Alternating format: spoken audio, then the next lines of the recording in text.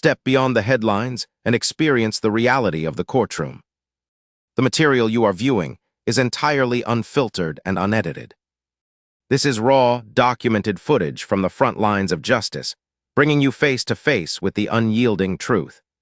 Come back from the edge, show me your ID, now. I'm waiting for the 812 northbound. What's the problem, officer? You were reported suspicious behavior. You matched the description. Suspicious how? What law am I violating? The morning platform was already loud when the voice cut through the noise. Step back from the edge and show me your ID. The woman didn't flinch. She stood still, one hand gripping the leather strap of her briefcase, the other wrapped around a paper coffee cup that was already going cold. I'm waiting for the 812 northbound train, she said calmly. What seems to be the problem? The officer moved closer, boots scraping against concrete, eyes locked on her face like he had already made up his mind. The platform smelled like damp metal and cheap coffee. Trains roared past on the opposite track, wind-whipping coats and scarves as commuters pretended not to stare. The officer pointed toward the yellow line and repeated himself louder this time. You were reported for suspicious behavior. You fit the description. The woman looked around as if searching for the behavior he was talking about. People in suits checked their phones. A teenager adjusted his backpack. No one else was being questioned. She asked a simple question. Suspicious how the officer's jaw tightened. He didn't answer. Instead, he demanded her identification again and stepped into her personal space. The crowd felt it shift. A woman a few feet away slowly raised her phone. Someone else stopped walking and turned around. The train announcement echoed overhead, boarding delayed by 2 minutes. I haven't done anything illegal, the woman said. Her voice didn't shake, but her shoulders squared. The officer mistook composure for defiance. Don't make this harder than it needs to be, he said. His hand hovered near his belt, not on the weapon, but close enough to send a message. The message was clear. Compliance was expected. Explanation was optional. She opened her briefcase slightly, just enough to show neatly stacked legal folders and a slim laptop. I'm on my way to work, she said. If you have a reason to detain me, tell me what it is. That was the moment the misunderstanding became a confrontation. The officer exhaled sharply like a man embarrassed in public. He turned his body, positioning her so the cameras above the platform could see everything. You're being detained until I figure out what you're doing here, he said. The word detained hung in the air. The woman looked straight at him. Am I under arrest? No answer. Just a nod toward the wall and an order to move. The crowd had grown quiet now. The wind died down. Even the station seemed to pause.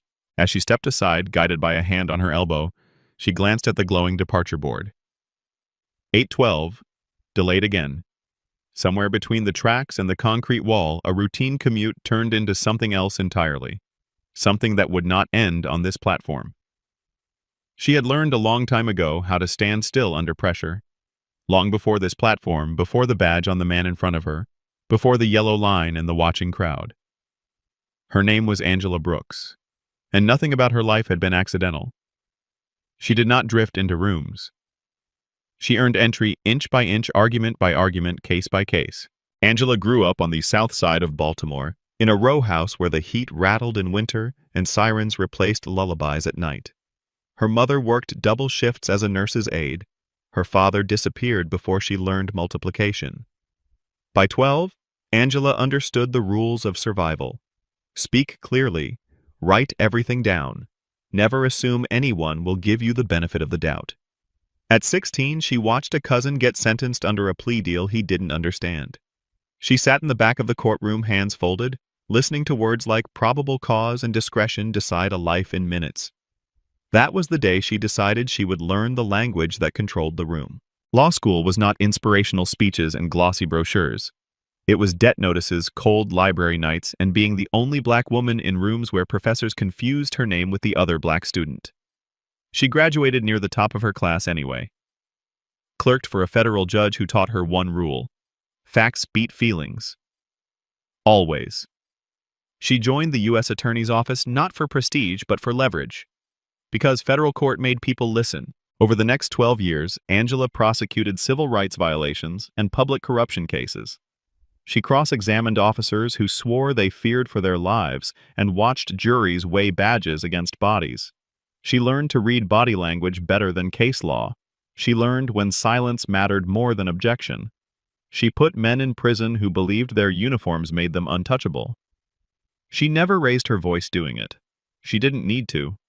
Her reputation did the talking. That morning she was on her way to argue a motion in federal court. A routine suppression hearing. Fourth Amendment issues. Unlawful detention. The irony hadn't escaped her. Her briefcase held annotated case law and highlighted transcripts. The coffee in her hand was a habit from long mornings. The platform was just a stop between preparation and procedure. Until it wasn't. Officer Daniel Reeves had his own history, though fewer people bothered to examine it. 12 years on the force, no commendations worth mentioning, no major disciplinary actions either. Just a string of complaints that never quite stuck. Failure to de-escalate. Discourteous conduct. Improper stops.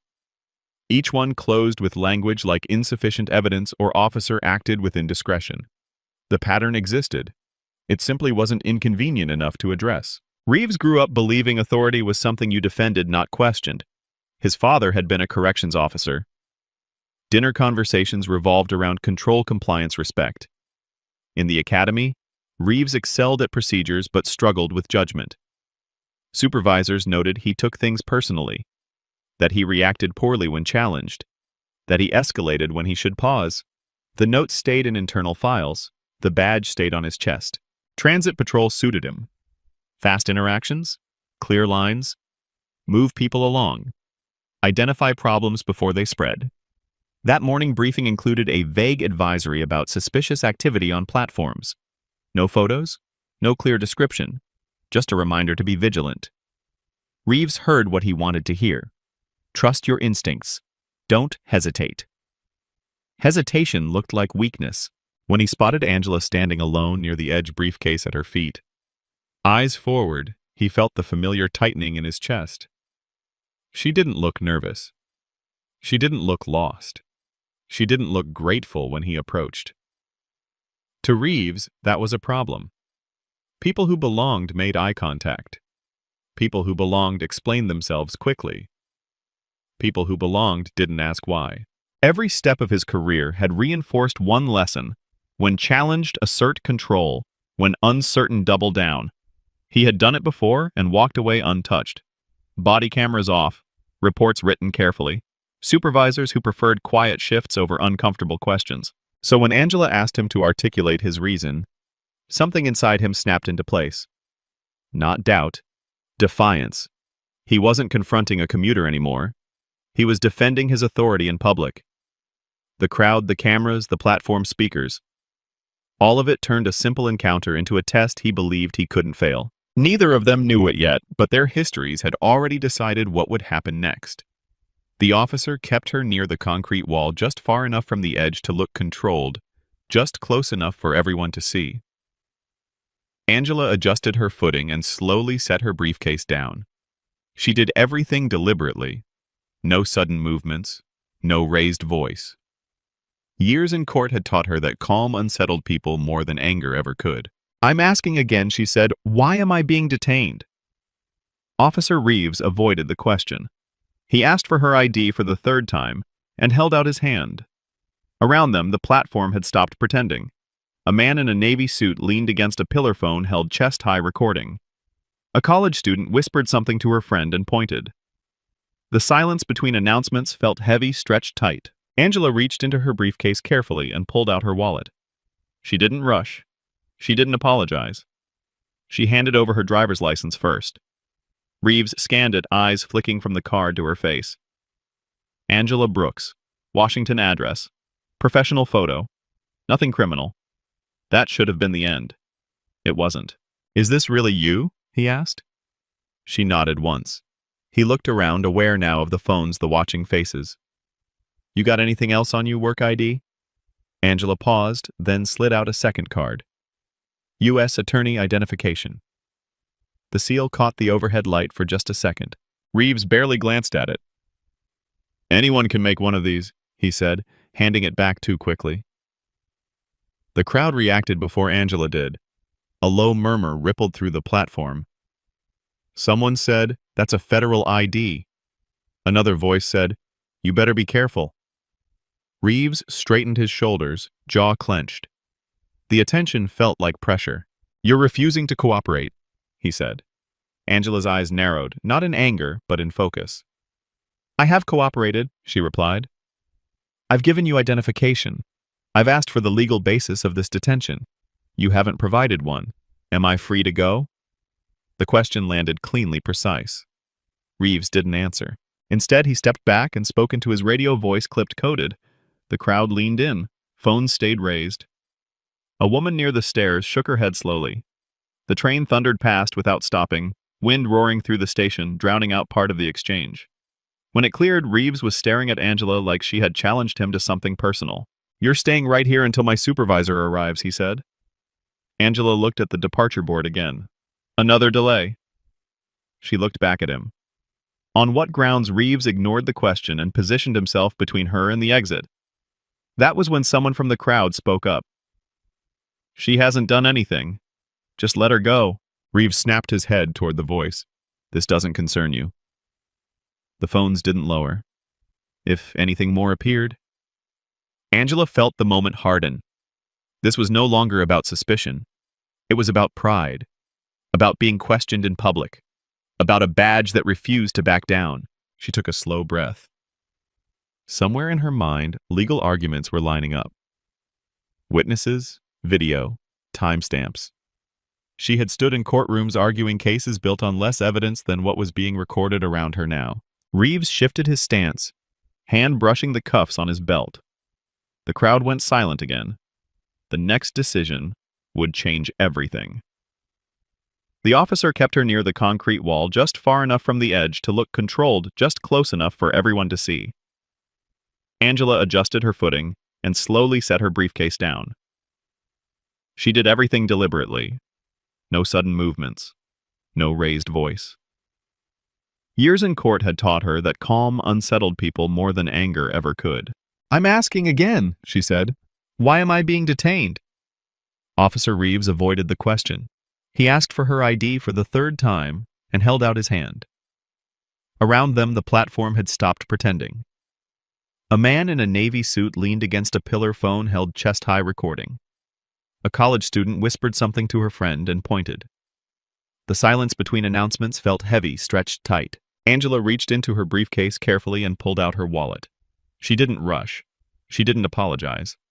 She handed over her driver's license first.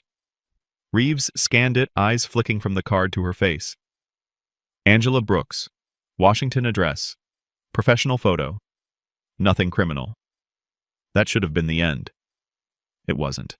Is this really you? He asked. She nodded once.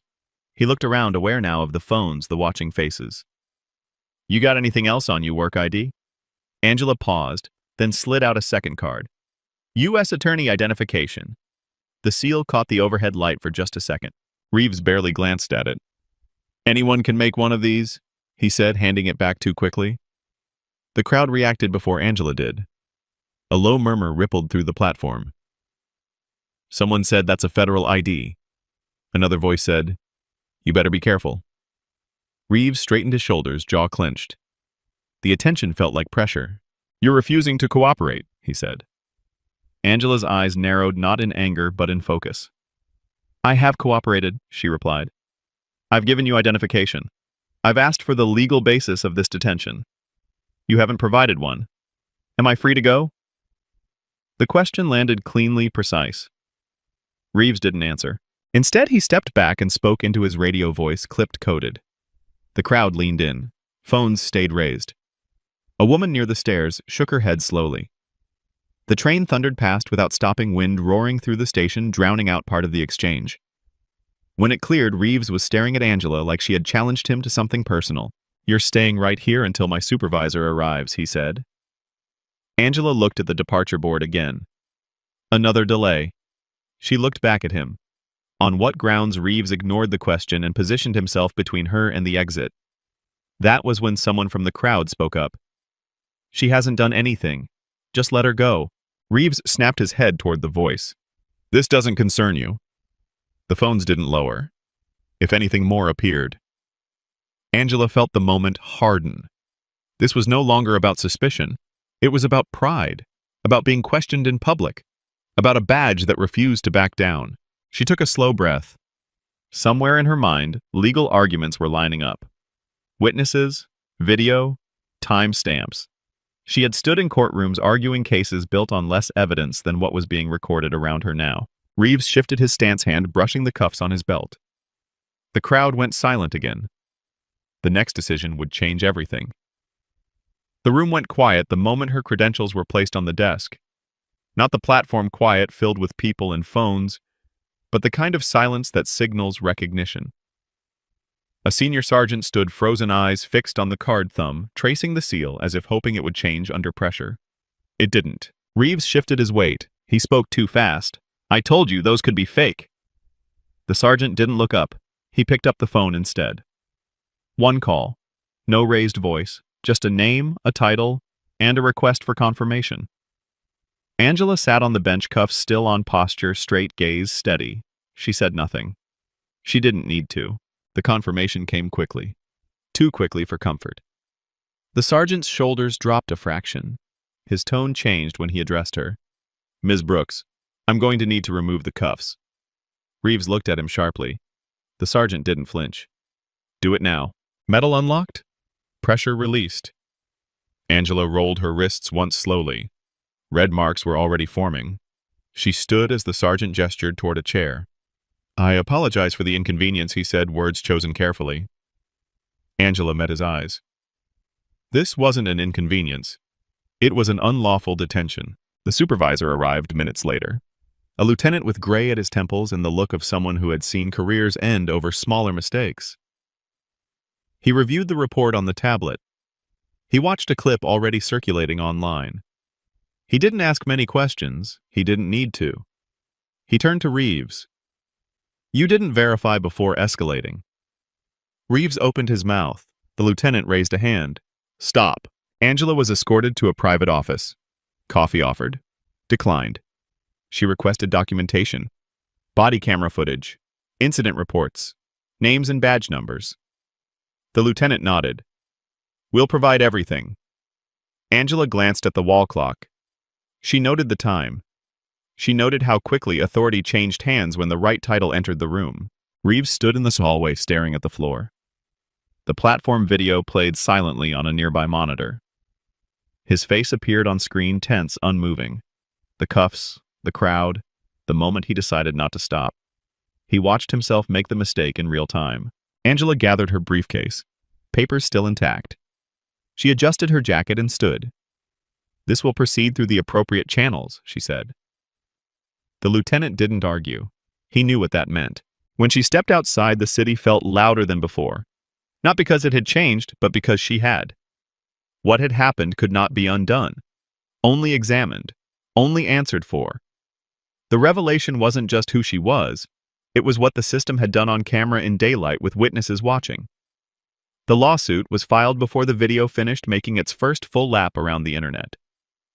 By noon, clips from the platform were everywhere. Cropped, slowed down, zoomed in on the cuffs, on Reeves's hand, on Angela's face as she asked a question that never got answered. By evening, the full footage was online, raw and unedited. View counts climbed into the millions overnight. Angela didn't give interviews. She didn't need to.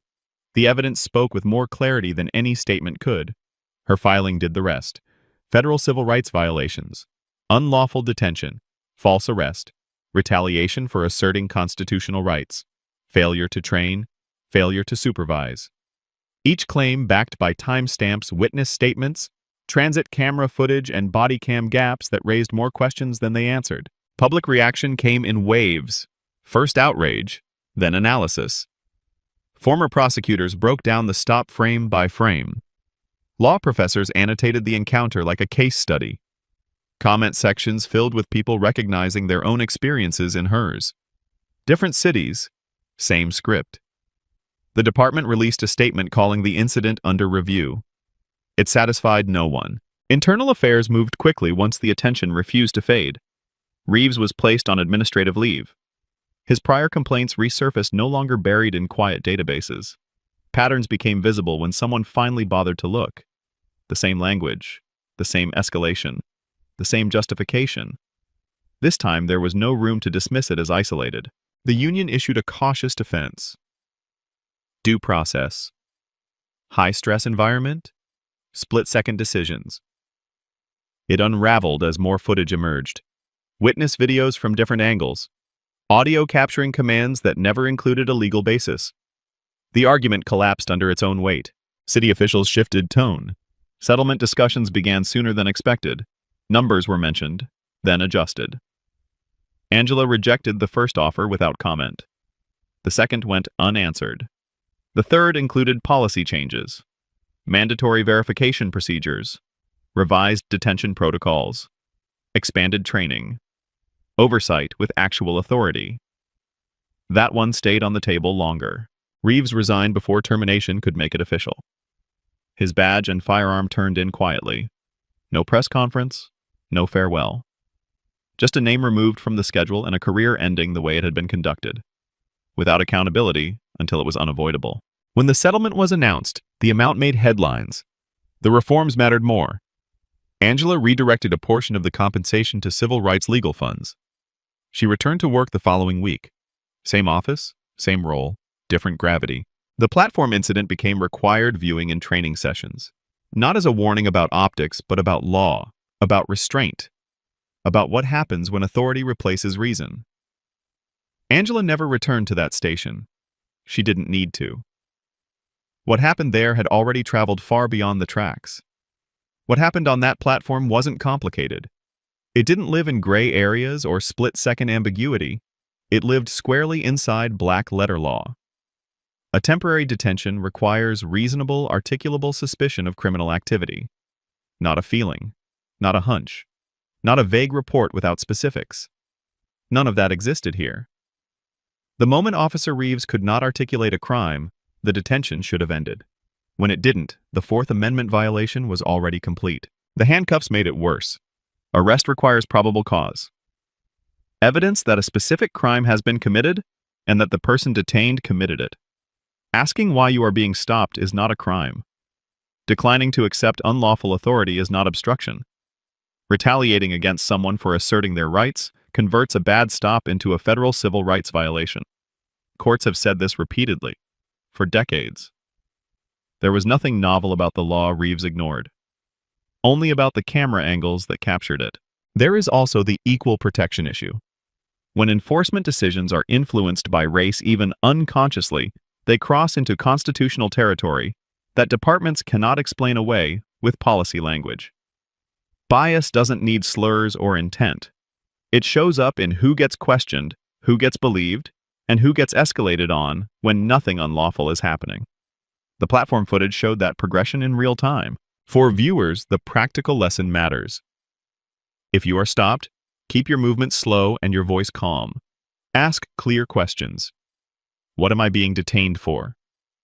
Am I free to leave? Do not argue facts on the street. Preserve evidence instead. Record if you can legally do so. Remember names, badge numbers, times. Compliance for safety does not mean consent. Those distinctions matter later even when they feel powerless in the moment. For officers, the lesson is equally direct. Authority does not replace articulation. Control does not excuse escalation. Public scrutiny is not the enemy. It is the safeguard. Every unlawful stop that ends quietly teaches the wrong lesson. Every documented one teaches the right one. Angela Brooks never asked to become an example. She simply knew the law and insisted it apply to her the same way it should apply to anyone else. The reason this story resonates is not because of who she was, but because of how ordinary the mistake was until it was exposed. The question left behind is not whether one officer failed. It is how many similar moments pass without cameras, without witnesses, without someone who knows how to fight back. That answer depends on what happens next, not in courtrooms, but in everyday decisions made on platforms, sidewalks, and streets across the country. In our relentless pursuit of the truth, we refuse to look away. We are committed to holding power to account, because at the end of the day, the records don't lie. Thank you for watching our channel.